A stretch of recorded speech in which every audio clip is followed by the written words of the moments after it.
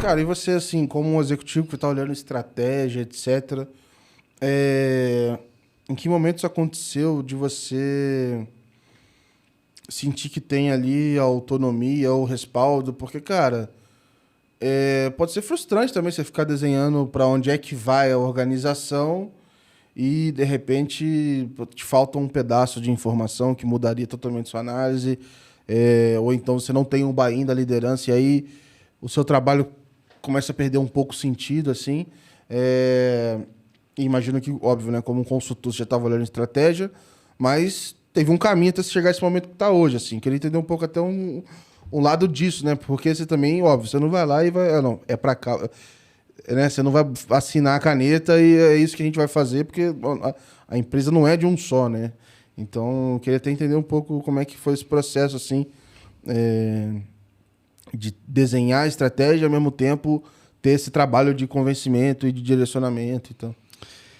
Cara, acho que, primeiro, assim, o primeiro trabalho é você conseguir convencer da importância da empresa olhar para aquele tema. De uma maneira factual e pragmática. De assim, galera, eu não estou falando que isso daqui vai fazer com que a gente dobre a nossa receita no ano que vem. Mas hoje eu ainda não tenho fatos e dados para provar qual que é o impacto positivo, né, o custo de fazer ou o custo de deixar de fazer. Acho que o primeiro passo para qualquer pessoa que está tentando provar ou mostrar a possibilidade de um negócio novo dentro de uma empresa é conseguir o espaço de falar, eu preciso estudar isso. Acho que esse é o primeiro ponto. É uma tarefa fácil? Não. Tem uma questão cultural muito forte da empresa de dedicar tempo, pessoas, recursos para fazer isso.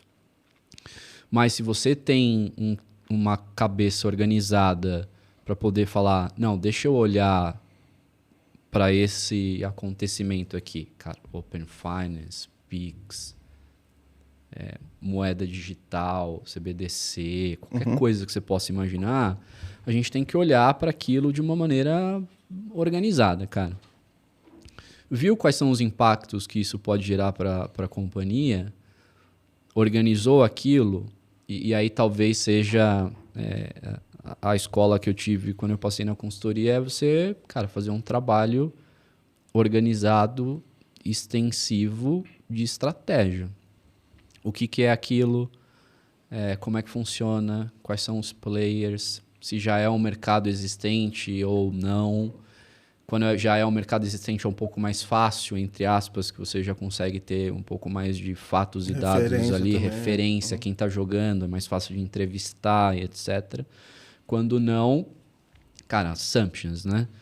Isso pode acontecer, olhando para fora do Brasil e aí beber da fonte do que já aconteceu fora do Brasil ajuda bastante. E você fala, ó, esse é um ponto, eu passei isso na Visa agora também. Quando você está falando de um tema novo dentro de uma empresa, não parta do princípio de que as pessoas saibam aquilo que você sabe. Parta do princípio de que muitas vezes você vai precisar explicar o que é aquilo. Não para todas, mas para algumas. E algumas pessoas, stakeholders importantes no meio da jornada. Então, tenha o trabalho extensivo educacional em cima disso também.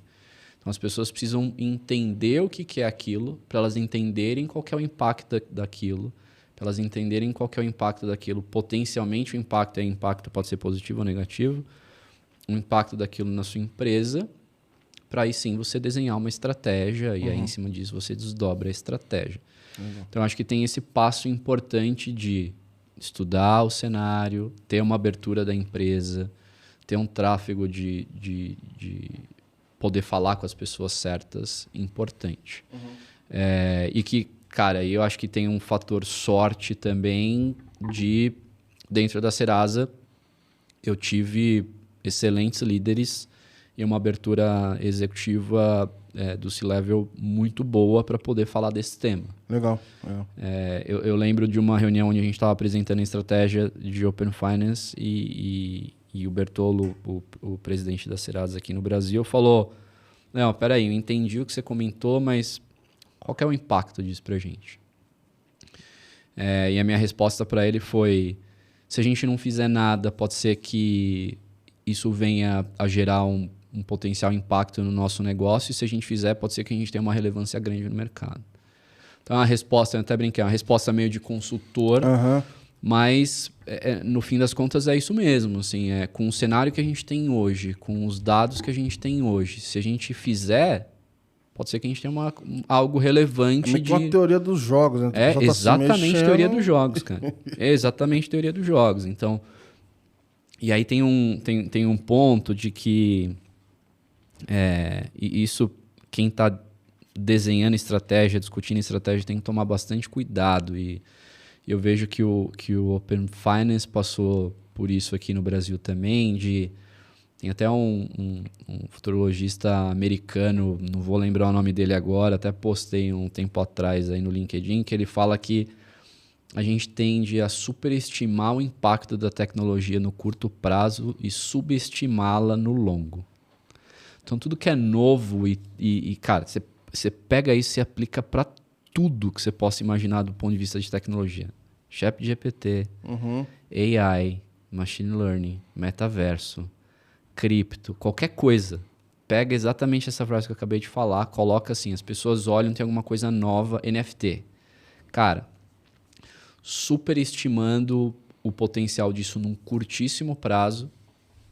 A decepção entre expectativa e realidade é gigantesca. Claro. As pessoas esquecem de olhar para aquilo ou deixam de olhar, e aí no longo prazo aquele negócio dá uma chicoteada absurda porque você não fez nada, porque no curto prazo você não teve a paciência de fazer as coisas e acompanhar e etc, etc. Você deixa de fazer, cara, num espaço de tempo, um delta TX lá, ela destruiu o seu negócio. Então, eu acho que eu tive sorte também de estar numa empresa super aberta para fazer esse tipo de discussão dentro da Serasa na época para discutir isso. Legal. E ter um benchmark também importante fora do Brasil, né? Então foi uma experiência bacana.